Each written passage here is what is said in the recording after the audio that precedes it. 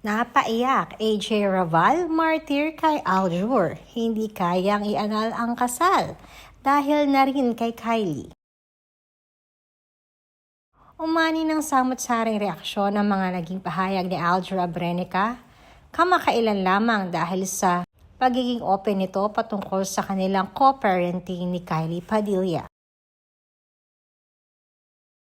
Although natutuwa si Kylie dahil na rin sa magandang pakikisama ng partner ngayon ni Aljur na si AJ sa mga bata, ay importante rin di umano para sa kanya na maayos ang relasyon ng mga bata kay AJ.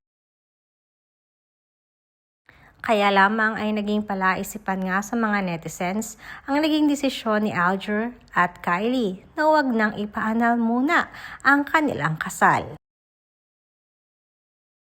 Nakaagad namang sinang-ayunan ito ng mga netizens. Na tila ba maraming pumanig kay Kylie dahil bakit pa nga daw papayag ito na maging legal itong si AJ kesa sa kanya kung sino pa ang kinakasama ngayon ni Aljur. Hindi tuloy maiwasan ng mga netizens na mapaisip at mapakomento na mukhang sobra na di umano ang pagiging martir ni AJ kay Aljur at halatang kaya nitong tiisin ang lahat para na rin kay Aljur. Ito ay kahit hindi nga siya ang legal na asawa. Ayon na rin kasi sa aming source ay mukhang umasim na ang posibilidad kay Aljur na matanong patungkol dito.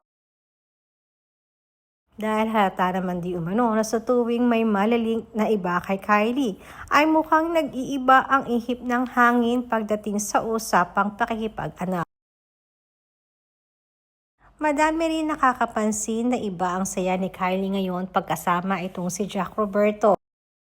Matagal na din kasing hindi nakikitang ganitong kasaya si Kylie.